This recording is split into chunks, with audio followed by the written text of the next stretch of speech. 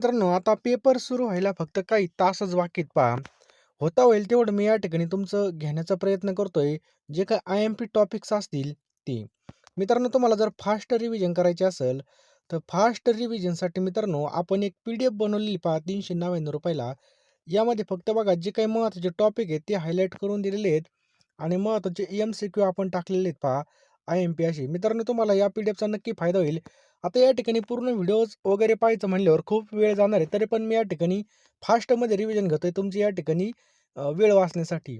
चला मित्रांनो आणि मित्रांनो आपला जो काही WhatsApp ग्रुप आहे तो नक्की जॉइन करा. जो काही या ठिकाणी पेपर होणार आहे 3 तारखेला. तर पेपरमध्ये जे काही प्रश्न विचारले ते सगळे प्रश्न मित्रांनो आपण त्या WhatsApp ग्रुपला टाकणार आहे. त्या ग्रुपची लिंक मित्रांनो डिस्क्रिप्शन बॉक्समध्ये आपण टाकलेली पहा. त्यामुळे तो ग्रुप तुम्ही नक्की जॉइन करा. त्या ठिकाणी आपण सगळे झालेले प्रश्न टाकणार आहे. आता जो काही पेपर होणार त्याचं. त्यामुळे तो ग्रुप नक्की जॉइन करा. नक्कीच तुम्हाला त्याचा फायदा होईल. मित्रांनो या ठिकाणी जर पाहिलं तर पहिला प्रश्न आहे आपला, विद्यार्थ्याला आयताचे क्षेत्रफळ, लांबी गुणिले रुंदी ही सूत्र सांगून त्याला उदाहरणे सोडवायला सांगणे. यामध्ये कोणत्या अध्यापन पद्धती वापरली आहे? कोणती अध्यापन पद्धत वापरलेली आहे? तर मित्रांनो यामध्ये अवगामी ऑप्शन क्रमांक 4 अवगामी अध्यापन पद्धत या ठिकाणी वापरलेली. लक्षात ठेवायचे अवगामी अध्यापन पद्धत. पुढचा प्रश्न मित्रांनो, अवगामी पद्धतीच्या पायऱ्यांचा अचूक क्रम ओळखा. मित्रांनो या ठिकाणी आपल्याला अचूक क्रम ओळखायचा आहे. तर मित्रांनो या ठिकाणी पहा 1 नंबरला मित्रांनो बैल पहा नियम आणि सूत्र सांगणे हे 1 नंबरला. त्याच्यानंतर मित्रांनो नियमांचा अर्थ स्पष्ट करायचा आपल्याला दुसऱ्या वेळेला. पहिल्याने त्याला नियम सांगायचा, त्याच्यानंतर त्या नियमाचा काय अर्थ होते आपल्याला सांगायचं आहे. आणि मित्रांनो त्याच्यानंतर काय सांगायचं आपल्याला नियम आणि सूत्रांचा पडताळा करायचा आणि सगळ्यात शेवटी उदाहरणांच्या अर्थ म्हणजे उदाहरण देऊन ते नियम काम करतात का नाही हे तपासायची. म्हणजे मित्रांनो ऑप्शन क्रमांक या ठिकाणी 4 आपलं बरोबर उत्तर होईल पहा. चला पुढचा प्रश्न आहे, खालीलपैकी अध्यापनाची कोणती पद्धती विद्यार्थी मानसशास्त्राचा अधिक विचार करते? तर मित्रांनो कोणती पहा फक्त आणि लक्षात ठेवा कुठे आणि ऑप्शन क्रमांक 1 उद्गामी पद्धत आणि क्रीडन पद्धत मित्रांनो ही मानसशास्त्राचा अधिक विचार करते. अध्यापनाच्या पृथक्करण पद्धतीमध्ये टिंब-टिंब. तर मित्रांनो एखाद्या बाबीचे छोट्या-छोट्या घटकामध्ये विभाजन केलं जातं. हे झालं मित्रांनो एखाद्या बाबीचे छोट्या-छोट्या घटकामध्ये विभाजन केलं जातं. हे काय झालं अध्यापनाच्या पृथक्करणाच्या पद्धतीमध्ये. नेक्स्ट मित्रांनो अध्यापनाचा पृथक्करण पद्धतीचा अचूक क्रम कोणता आहे? अचूक क्रम मित्रांनो या ठिकाणी विचारलेला आहे. तर याचं उत्तर आहे ऑप्शन क्रमांक 2. लक्षात ठेवा समस्या. त्याच्यानंतर मित्रांनो समस्या सोडवण्यासाठी जे काही प्रयत्न आहेत ते करतो आपण. त्याच्यानंतर पूर्वानुभव आणि त्याच्यानंतर प्रत्यक्ष कृती आणि नंतर मित्रांनो समस्यापूर्ती म्हणजे ऑप्शन क्रमांक 2 हे योग्य उत्तर आहे पहा. मित्रांनो, आता पेपर व्हायला फक्त काही तास बाकी आहेत पहा. फक्त काही तास, दिवस आता संपलेले आहेत. फक्त काही तासावर पेपर आलेले आहेत पहा.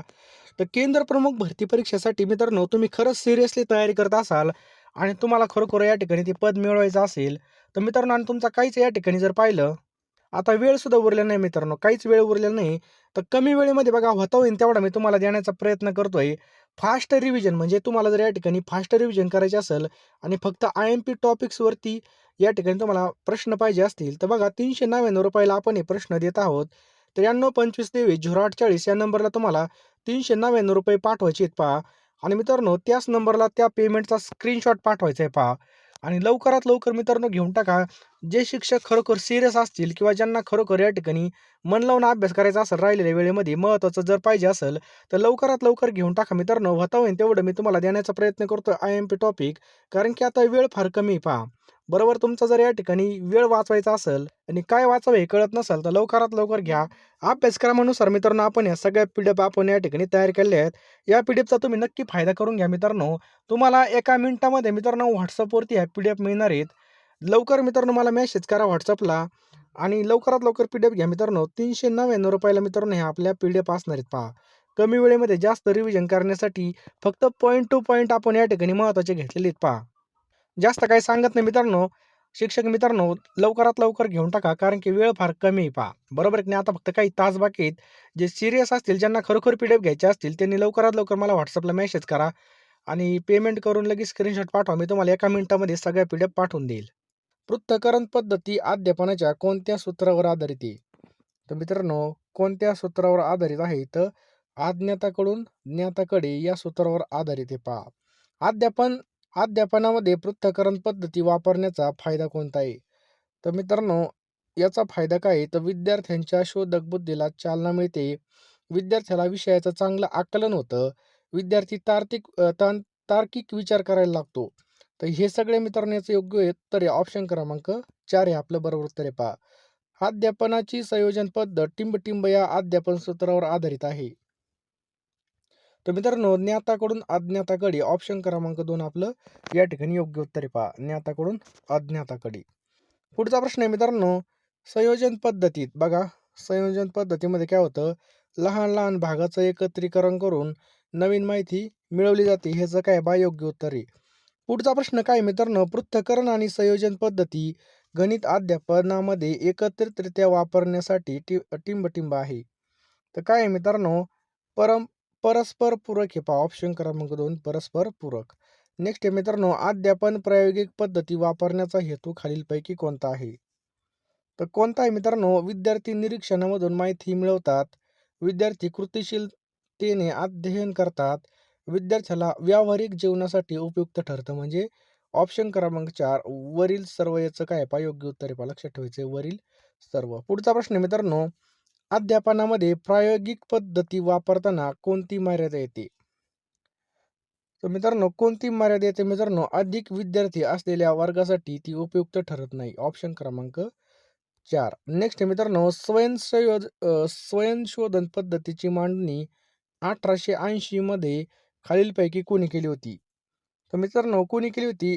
Doctor H.E. आर्मस्ट्रॉंग यांनी ही केली होती. ऑप्शन क्रमांक 1. नेक्स्ट मित्रांनो, विद्यार्थ्याला एका संशोधकाच्या भूमिकेमध्ये नेऊन त्याला विषयासंबंधित स्वप्रयत्नाने माहिती मिळवण्यास प्रेरित करणारी पद्धती कोणती आहे? तर मित्रांनो, कोणती पद्धती आहे? तर स्वयंशोधन पद्धती पहा ऑप्शन क्रमांक 4. स्वयंशोधन पद्धतीमध्ये विद्यार्थी हे खालीलपैकी कोणती कृती करतात? तर कोणती बघा, प्रयोग करतात, त्याच्यानंतर निरीक्षण करतात आणि प्रश्नाची विचारणा. म्हणजे ऑप्शन क्रमांक 4 वरील सर्व हे आपलं या ठिकाणी योग्य उत्तर आहे पहा वरील सर्व. नेक्स्ट आहे मित्रांनो, अध्यापन करताना व्याख्यान पद्धती साधारणपणे कोणत्या स्तरावर वापरावी? तर कोणत्या स्तरावर वापरावी? तर उच्च माध्यमिक स्तर. ऑप्शन क्रमांक 4 उच्च माध्यमिक स्तर. पूर्व प्राथमिक स्तरावर अध्यापनासाठी उपयुक्त पद्धती कोणती आहे? तर मित्रांनो, क्रीडन पद्धती. ऑप्शन क्रमांक 3 क्रीडन पद्धती ही मित्रांनो पूर्व प्राथमिक स्तरावर अध्यापनासाठी उपयुक्त पद्धती आहे. प्राथमिक स्तरावर अध्यापनासाठी व्याख्यान पद्धती वापरू नये कारण त्यामध्ये मित्रांनो, कारण त्यामध्ये काय असतं, विद्यार्थ्यांचा सहभाग एकदम कमी म्हणजे अल्प असतो. विद्यार्थ्याच्या विचाराला आणि कृतीला चालना मिळत नाही पहा. आणि शिक्षकाचे एक सलग बोलणे विद्यार्थ्याला कंटाळवाणे वाटते. म्हणजे ऑप्शन क्रमांक 4 वरील सर्व हे याचं काय पहा योग्य उत्तर आहे पहा वरील सर्व. पुढचा प्रश्न आहे मित्रांनो, माध्यमिक स्तरावर स्वयंसंशोधन पद्धती वापरण्याचा फायदा कोणता आहे? तर कोणता फायदा आहे? तर मित्रांनो, स्वयंकृतीमधून विद्यार्थ्यांमध्ये स्वावलंबी वृत्ती आणि आत्मविश्वास वाढतो. हा सुद्धा फायदा आहे पहा. विद्यार्थी स्वयंशोधामधून नवनिर्मितीचा आनंद मिळवतात पहा. हे पण बरोबर आहे. आणि विद्यार्थ्याला शोधन करताना शिक्षकांचे आवश्यक तिथे मार्गदर्शन पण मिळतं. म्हणजे हे तिन्ही पण ऑप्शन बरोबर आहेत. म्हणजे ऑप्शन क्रमांक 4 आपल्या या ठिकाणी योग्य पर्याय आहे. लक्षात ठेवायचं ऑप्शन क्रमांक 4 योग्य आहे पहा. पुढचा प्रश्न आहे मित्रांनो, अध्यापन करताना शिक्षकाने स्वयंशोधन पद्धतीच्या टप्प्याची अंमलबजावणी कोणत्या क्रमाने करावी लागते? या ठिकाणी क्रम आपल्याला लावायचा आहे. तर मित्रांनो, या ठिकाणी 1 नंबरला येईल पहा, विद्यार्थ्यासमोर समस्येची मांडणी करणे हे 1 नंबरला येईल. बरोबर. त्याच्यानंतर येईल मित्रांनो, अध्ययन वातावरण निर्मिती हे 2 नंबरला येईल मित्रांनो. विद्यार्थ्याला समस्या मांडायची, त्याच्यानंतर त्याचं वातावरण निर्माण करायचं. त्याच्यानंतर मित्रांनो, 3 नंबरला येईल मित्रांनो या ठिकाणी संशोधनाची विद्यार्थ्यात निकोप स्पर्धा हे 3 नंबरला येईल. त्याच्यानंतर येईल मित्रांनो, संशोधनासाठी प्रोत्साहन हे 4 नंबरला येईल पहा. आणि मित्रांनो, विद्यार्थ्याला मार्गदर्शक आणि सूचना हे 5 नंबर येईल. आणि 6 नंबरला मित्रांनो, विद्यार्थ्यांनी केलेल्या संशोधनाची सर्वसमावेशक चर्चा. म्हणजे मित्रांनो, या ठिकाणी जर पाहिलं तर ऑप्शन क्रमांक 4 आपल्या या ठिकाणी योग्य होईल पहा. इ, ड, क, फ. इ, ड, क, ब, फ, अ. समजलं? प्रकल्प पद्धती ही खालीलपैकी कोणत्या तत्वावर आधारित आहे? तर मित्रांनो, कार्यवादावर आधारित आहे. ऑप्शन क्रमांक 1 कार्यवाद हे आपल्या या ठिकाणी योग्य उत्तर आहे. लक्षात ठेवा कार्यवाद. पुढचा प्रश्न आहे मित्रांनो, प्रकल्प पद्धतीच्या पायऱ्यांचा अचूक क्रम ओळखायचा आहे. तर अचूक क्रम मित्रांनो ओळखायचा आहे. तर मित्रांनो या ठिकाणी पहा ऑप्शन क्रमांक ब हा अचूक क्रम आहे मित्रांनो. बरोबर? प्रकल्पाचं नियोजन, त्याच्यानंतर मित्रांनो अ, प्रकल्पाची निवड 2 नंबरला होईल. त्याच्यानंतर प्रकल्पाची प्रत्यक्ष कार्यवाही होईल आणि शेवटी त्याचं काय होईल मूल्यमापन होईल. म्हणजे ऑप्शन क्रमांक 2 हे बरोबर आहे पहा. नेक्स्ट मित्रांनो, खालीलपैकी कोणतं एक प्रकल्प पद्धतीचं वैशिष्ट्य नाही विचारलंय. वैशिष्ट्य नाही. तर मित्रांनो, कोणतं वैशिष्ट्य नाही तर सर्व पाठ्य घटक या पद्धतीने शिकवता येतात. हे काही ना वैशिष्ट्य नाही पहा. नेक्स्ट आहे अध्यापन पद्धतीची निवड करताना शिक्षकाने खालीलपैकी कोणत्या बाबीचा विचार केला पाहिजे? तर कोणत्या बाबीचा विचार केला पाहिजे मित्रांनो? तर विद्यार्थ्यामध्ये दृष्टिकोन, कौशल्य निर्माण करण्याची पद्धती निवडली पाहिजे. हे एक बरोबर आहे मित्रांनो. ब त्याच्यानंतर क विचारशीलतेला चालना देणारी पद्धत निवडावी आणि मित्रांनो या ठिकाणी सामाजिक आंतरक्रिया वाव देणारी पद्धत निवडावी. म्हणजे याचं उत्तर आहे ऑप्शन क्रमांक 4 फक्त ब, क, ई. हे काय पाहिजे योग्य उत्तर आहे पहा. विद्यार्थ्यांनी प्रयोगशाळेमध्ये प्राप्त केलेल्या ज्ञानाचं मूल्यमापन कोणत्या चाचण्याद्वारे करणं श्रेयस्कर ठरतं? कोणत्या चाचणीद्वारे श्रेयस्कर ठरतं? तर लक्षात ठेवा मित्रांनो, कृती कसोट्या. ऑप्शन क्रमांक 2 कृती कसोट्या हे आपलं या ठिकाणी बरोबर उत्तर आहे पहा. बघा निलेला मराठी विषयामध्ये 75 गुण मिळाले आणि तो मराठी विषयातून वर्गात 4था आला. हे विधान खालीलपैकी कशाशी संबंधित आहे? चला द्या उत्तर. तर मित्रांनो हे कशाशी संबंधित आहे? तर मूल्यमापन. ऑप्शन क्रमांक 3 मूल्यमापनाशी संबंधित आहे पहा. कोणत्याही विषयाचे अध्यापन करताना त्याचा इतर विषयाशी संबंध जोडला जावा असा सिद्धांत प्रतिपादन करतो. तर काय प्रतिपादन करतो? तर ऑप्शन क्रमांक 1 समवाय. लक्षात ठेवा मित्रांनो, समवाय हे आपल्या या ठिकाणी बरोबर उत्तर आहे पहा. राष्ट्रीय अभ्यासक्रम आराखडा 2005 म्हणजे NCF अनुसार सर्व विषयाची पाठ्यपुस्तके कोणत्या तत्वांना अनुसरून असावीत? तर मित्रांनो लक्षात ठेवा ज्ञानरचनावाद. ऑप्शन क्रमांक 3 ज्ञानरचनावादाला या ठिकाणी अनुसरण असावेत. नेक्स्ट मित्रांनो, तुमच्या वर्गामधील एक विद्यार्थ्याला बोलताना दडपण आल्यासारखं वाटतं. त्याला बोलण्यासाठी तुम्ही कसं प्रोत्साहन करणार?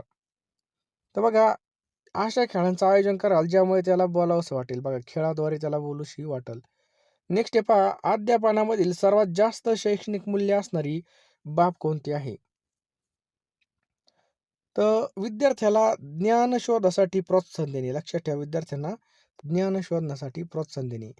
नेक्स्ट आहे पहा, अध्यापन उद्दिष्टापैकी खालील पर्यायामधील चुकीचं विधान कोणतं आहे? तर चुकीचं जर पाहिलं तर उद्दिष्टे अस्पष्ट आणि गुंतागुंतीचे असतात. हे या ठिकाणी मित्रांनो चुकीचं विधान आहे. बाकी बघा उद्दिष्टे ध्येयावर आधारित असतात. उद्दिष्टामध्ये वस्तुनिष्ठता असते आणि उद्दिष्टे विद्यार्थ्यांच्या वर्तन बदलाशी संबंधित असतात. ऑप्शन क्रमांक 3 याचं योग्य उत्तर आहे. नेक्स्ट पहा अभ्यासक्रमातील विषयाचं उत्तम पाठ्यपुस्तक खालीलपैकी कोणाकडून लिहिलं जावं? तर बघा अनुभवी तज्ज्ञ शिक्षकाकडून लिहिलं जावं पहा. अध्यापनामधील नवीन विचार प्रवाह खालीलपैकी कोणता आहे? तर मित्रांनो क्रमन्वित अध्ययन, त्याच्यानंतर सांघिक अध्यापन आणि संगणक साहित्यामध्ये अनुदेशन म्हणजे वरील सर्व याचं काय पहा योग्य उत्तर आहे पहा. नेक्स्ट मित्रांनो नैदानिक आणि उपचारात्मक अध्यापनासाठी शिक्षकाची भूमिका खालीलपैकी कोणत्या व्यावसायिकाची असते? तर मित्रांनो डॉक्टर. ऑप्शन क्रमांक 2 डॉक्टर. नेक्स्ट आहे पहा विद्यार्थ्यांमध्ये विविध विषयांच्या अनुषंगाने आढळणाऱ्या उणिवांचा शोध घेण्यासाठी शिक्षकांना कोणत्या चाचण्या उपयुक्त ठरतात? तर कोणत्या चाचण्या उपयुक्त ठरतात? तर नैदानिक चाचण्या. ऑप्शन क्रमांक 4 नैदानिक चाचण्या या ठिकाणी आपलं बरोबर उत्तर आहे पहा. नैदानिक चाचण्या संदर्भात खालीलपैकी आपल्याला चुकीचं विधान ओळखायचं आहे पहा. तर मित्रांनो विद्यार्थ्यांच्या अध्ययन विषयक उणिवांची माहिती होते हे बरोबर आहे पहा. आणि या चाचण्याचा वापर शिक्षकांनी अवश्य केला पाहिजे, करावाच लागेल. त्याच्यानंतर मित्रांनो या चाचण्या मतिमंद विद्यार्थ्यांसाठी असतात. चुकीचं आहे बघा ऑप्शन क्रमांक 3. या चाचणीमुळे विद्यार्थ्यांमध्ये असणाऱ्या उणिवांची मागील कारणे शोधता येतात. तर मित्रांनो चुकीचा ऑप्शन क्रमांक 3 आहे पहा. पुढचा प्रश्न आहे मित्रांनो नैदानिक चाचण्या खालीलपैकी कोणत्या विद्यार्थ्यांसाठी असतात? तर लक्षात ठेवा मित्रांनो अध्ययन अकार्यक्षमता विद्यार्थी, सामान्य बुद्धिमत्तेचे विद्यार्थी आणि दिव्यांग विद्यार्थी ह्या सगळ्यांसाठी असतात. ऑप्शन क्रमांक 4 सगळ्यांसाठी असतात पहा, सर्वांसाठी असतात. नेक्स्ट आहे बघा, विद्यार्थ्यांमधील अध्ययन विषयक उणीवांचा शोध शिक्षकांनी कसा लावला पाहिजे? तर पहा, विद्यार्थ्यांना प्रश्न विचारले पाहिजे, विद्यार्थ्यांचे निरीक्षण करून आणि विद्यार्थ्यांना नैदानिक कसोट्या देऊन. बरोबर, म्हणजे ऑप्शन क्रमांक 4 वरील सर्व लक्षात ठेवायचं आपल्याला, वरील सर्व. नेक्स्ट आहे मित्रांनो, सारिका गणिताच्या पेपरच्या दिवशी आजारी असल्याचं सोंग करून पेपरला जात नाही, तर सारिकाची अडचण कोणत्या स्वरूपाची आहे? तर कोणत्या स्वरूपाची आहे? भावनिक स्वरूपाची आहे पहा, लक्षात ठेवायचं आहे, भावनिक स्वरूपाची पहा. विद्यार्थ्याला गणिताचा सराव करण्यासाठी टिंब-टिंब उपयुक्त असतं. तर काय उपयुक्त असतं मित्रांनो गणिताचा सराव करण्यासाठी? कार्यपुस्तिका या ठिकाणी याचं योग्य उत्तर आहे ऑप्शन क्रमांक 2 कार्यपुस्तिका. विषयाशी निगडीत घेण्याचा खालीलपैकी कोणता फायदा नाहीये? तर मित्रांनो कोणता फायदा नाही विचारलंय. तर बघा, अध्यापनामधील खेळामुळे शिक्षकाचा अध्यापन करण्याचे कष्ट वाचतात. हा फायदा नाही, बाकी सगळे वरचे फायदे आहेत पहा. शिक्षकाने विद्यार्थ्यासाठी नैदानिक चाचणी वापरानंतर काय करावी? तर काय करावं मित्रांनो? उपचारात्मक अध्यापन करावं. ऑप्शन क्रमांक 2 उपचारात्मक अध्यापन केलं पाहिजे. नेक्स्ट आहे मित्रांनो, एका शाळेमध्ये विज्ञानाची प्रयोगशाळा 3ऱ्या मजल्यावर आहे, तर पायाने दिव्यांग असणाऱ्या मोनिकाला तेथे जाता येत नाही, तर मोनिकाची अडचण खालीलपैकी कोणत्या स्वरूपाची आहे? तर मित्रांनो लक्षात ठेवा, शाळेच्या व्यवस्थापनाचा दुर्लक्ष आणि दुसरी बघा शारीरिक अडथळा. म्हणजे 1 आणि 2 विधान हे बरोबर आहेत. बरोबर, म्हणजे पर्याय 1 आणि 2 मित्रांनो या ठिकाणी बरोबर आहेत पहा. 5वीच्या वर्गात शिकणारा नचिकेत पाठ्यपुस्तके घेऊ शकत नाही, त्याची अडचण कोणत्या स्वरूपाची आहे? तर त्याची बघा आर्थिक अडचण आहे. ऑप्शन क्रमांक 1 आर्थिक अडचणी पहा. नेक्स्ट आहे मित्रांनो, नैदानिक आणि उपचारात्मक अध्यापनाबाबत शिक्षकाने खालीलपैकी कोणत्या चुकीच्या संकल्पना बाळगू नयेत? त्याची गरज फक्त मध्यम विद्यार्थ्यांना असते, ही या ठिकाणी बाळगू नये. याची गरज फक्त हुशार विद्यार्थ्यांना असते, हे सुद्धा बाळगू नये. आणि या चाचणीचा उपयोग विद्यार्थ्यांमधील उणिवा दूर करण्यासाठी होतो. मित्रांनो हे सगळं या ठिकाणी बरोबर आहे. वरील सर्व या ठिकाणी संकल्पना चुकीच्या संकल्पना बाळगू नये. नैदानिक चाचणीचे खालीलपैकी कोणते वैशिष्ट्य नाही? तर कोणतं वैशिष्ट्य नाही मित्रांनो? ही चाचणी संख्यात्मक असते, हे वैशिष्ट्य नाही पहा. बाकी ही चाचणी गुणात्मक असते. या चाचणीचा उपयोग विद्यार्थ्यांमधील उणिवा दूर करण्यासाठी होतो आणि या चाचणीच्या अधिकारी उपचारात्मक अध्ययन केले जाते. मित्रांनो हे सगळे या ठिकाणी वैशिष्ट्य आहेत, परंतु 2 नंबरचं नाहीये पहा. उपचारात्मक अध्यापनामध्ये खालीलपैकी कोणत्या बाबीचा समावेश होतो? तर मित्रांनो, व्यक्तिगत मार्गदर्शन होतं, विद्यार्थ्यांचे सातत्यपूर्व निरीक्षण होतं आणि अध्यापनाचे नाविन्यपूर्ण प्रयोग. म्हणजे वरील सर्व आपल्या ठिकाणी याचं योग्य उत्तर आहे पहा. लक्षात ठेवा, वरील सर्व. शिक्षकाच्या व्यावसायिक विकासामध्ये खालीलपैकी कोणत्या बाबीचा समावेश होत नाही? तर बघा, पत्नीला LIC एजंट बनून तिला मदत करणे याचा समावेश होत नाही बघा. समजलं? विज्ञान प्रयोगशाळेच्या वापरातून विद्यार्थ्याला प्राप्त होणारं ज्ञान कोणत्या स्वरूपाचं असतं? तर मित्रांनो प्रत्यक्ष अनुभव. कोणता? प्रत्यक्ष अनुभव. मार्गदर्शनाखाली विद्यार्थ्याला प्राप्त होणारं विविध अनुभव म्हणजे अभ्यासक्रमाची व्याख्या कोणी केली? तर रेमर्सने केली पहा. ऑप्शन क्रमांक 1 रेमर्स. अभ्यासक्रमासंदर्भामध्ये खालीलपैकी चुकीचे विधान कोणतं आहे? तर मित्रांनो अभ्यासक्रम विशेष करून परीक्षांसाठी तयार केला, हे मित्रांनो चुकीचं आहे पहा. मराठीमधील पाठ्यक्रम या शब्दासाठी इंग्रजी शब्द कोणता आहे? तर सिलेबस आपल्या या ठिकाणी योग्य उत्तर आहे पहा. पुढचा प्रश्न आहे मित्रांनो, अभ्यासक्रम आणि पाठ्यक्रम निश्चितीचा खालीलपैकी कोणता निकष नाही? तर मित्रांनो शिक्षकाभिमुख आणि धार्मिकतेशी निगडीत हे 2च ऑप्शन या ठिकाणी निकष नाहीत पहा. बाकी सगळे या ठिकाणी विद्यार्थी केंद्रित, मानसशास्त्रीय आधार आणि कृतिशील स्वभाव, लवचिकता हे सगळे मित्रांनो काय आहेत बघा, निश्चित निकष आहेत, परंतु हे 2 नाहीत पहा. समजलं? पाठ्य पाठ्यक्रम रचनेची खालीलपैकी कोणती पद्धत नाही? तर व्याख्यान पद्धती नाही पहा. लक्षात ठेवा व्याख्यान. विद्यार्थ्याचे वाढते वय आणि आकलन स्तर यांचा विचार करून पाठ्यक्रमाची व्याप्ती खालीलपैकी कोणत्या पद्धतीत वाढवली जाते? तर लक्षात ठेवा मित्रांनो समकेंद्री पद्धत हे याचं योग्य उत्तर आहे. खालीलपैकी पाठ्यक्रम रचनेच्या कोणत्या पद्धतीमध्ये कालानुक्रमानुसार पाठ्य घटक पुढे नेले जातात. तर रेषीय पद्धत ऑप्शन क्रमांक 2 रेषीय पद्धत हे याचं योग्य उत्तर आहे पहा. नेक्स्ट पहा, पाठ्यक्रम अंमलबजावणीच्या संदर्भामध्ये मुख्य दोष खालीलपैकी कोणता? तर प्रायोगिकरित्या व्यावहारिकताचा अभाव याचं योग्य उत्तर आहे ऑप्शन क्रमांक 2. पाठ्यपुस्तक निर्मितीचा उपयोग शिक्षकाच्या दृष्टीने कोणता असू नये? तर बघा, इतर पुस्तके वाचण्याची गरज पडत नाही हे याचं काय पहा योग्य उत्तर आहे पहा. समान गुणधर्माच्या आशयाचं एकत्रीकरण खालीलपैकी कोणत्या पाठ्यक्रम पद्धतीत केलं जातं? तर समकेंद्री पद्धती ऑप्शन क्रमांक 2 समकेंद्री पद्धती याचं योग्य उत्तर आहे. विद्यार्थ्याच्या दृष्टीने खालीलपैकी कोणते पाठ्यपुस्तकाचे उपयोग होत? तर लक्षात ठेवा, स्वयं अध्ययनासाठी उपयुक्त आहे बघा, हे सुद्धा याचा उपयोग आहे. त्याच्यानंतर शिक्षकांनी शिकवलेले पुन्हा समजून घेण्यासाठी पहा, हे पण पुस्तकाचा उपयोग आहे. त्याच्यानंतर आहे मित्रांनो,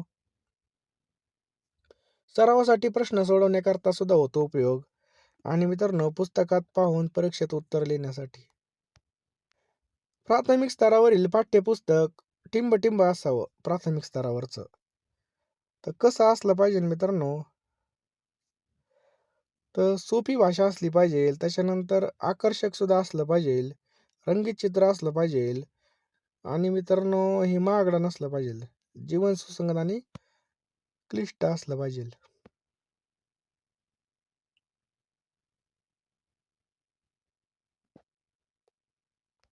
फोनपे मध्ये जा मित्रांनो, वेळ फार कमी पहा. कमी वेळेमध्ये जास्त अभ्यास करण्यासाठी आपण PDF फास्ट रिव्हिजनसाठी तयार केलेत पहा. नोट्स पाहिल्या मित्रांनो, एकदम चांगले क्वालिटीचे आहे. तुम्ही प्रश्न बघितले कशी क्वालिटी, तसेच नोट्स पण तुम्हाला क्वालिटीचे भेटणार. फोकस आपण कशावर केलेला आहे, जे काही महत्त्वाचे टॉपिक आहेत, संप्रेषण असेल, त्याच्यानंतर शालेय पोषण आहार NEP 2020 असेल, यावरती मित्रांनो आपण जे काही महत्त्वाचे टॉपिक काढलेले ते सगळे प्रश्न या ठिकाणी तुम्हाला मिळणार आहेत. त्यामुळे लवकरात लवकर सगळ्यांनी PDF घेऊन टाका. फोनपेमध्ये जा, ₹399 पेमेंट करा आणि लगेच स्क्रीनशॉट पाठवा पहा याच नंबरला. मी तुम्हाला एका मिनिटामध्ये सगळं काही पाठवून देईल पहा. वेळ अत्यंत कमी आहे बघा. कमी वेळेमध्ये जास्त अभ्यास करण्यासाठीच आपण या शॉर्ट नोट्स तयार केलेल्या आहेत पहा. योग्य दिशेने अभ्यास करा. यश नक्कीच आपलं वाट पाहतंय. त्यामुळे लवकरात लवकर घ्या. तुम्ही म्हणता वेळ नाही, आता माझं काही खरं नाही. तर मित्रांनो, असा विचार करू नका शिक्षक मित्रांनो. नक्कीच तुम्हाला याचा फायदा होणार आहे. कारण की शेवटच्या बॉलमध्ये म्हणजे आपल्याला जे काही शेवटचे दिवस भेटलेत, त्यामध्ये जर आपण थोडा जोर लावला, पुश केला. आता बघा, सगळे शिक्षक लोकं जॉब करून सगळे हँडल करून करत असतात. त्यामुळे एवढं पण टेन्शन घेऊ नका. नक्कीच तुम्हाला याचा फायदा होणार आहे पहा. कॉम्पिटिशन जास्त आहे असं काही विचार आणू नका. अभ्यास करा. यश नक्की तुमचंच आहे पहा. त्यामुळे लवकरात लवकर सगळ्यांनी ₹399 या नंबरला फोनपे करा. मी तुम्हाला एका मिनिटामध्ये सगळ्या PDF पाठवून देईल. सगळे विषय या ठिकाणी असणार आहेत पहा. लवकरात लवकर घ्या. हा जो काही नंबर आहे मित्रांनो, या नंबरला फोनपे करा आणि याच नंबरला स्क्रीनशॉट पाठवा. सगळ्या PDF मी तुम्हाला देऊन टाकील.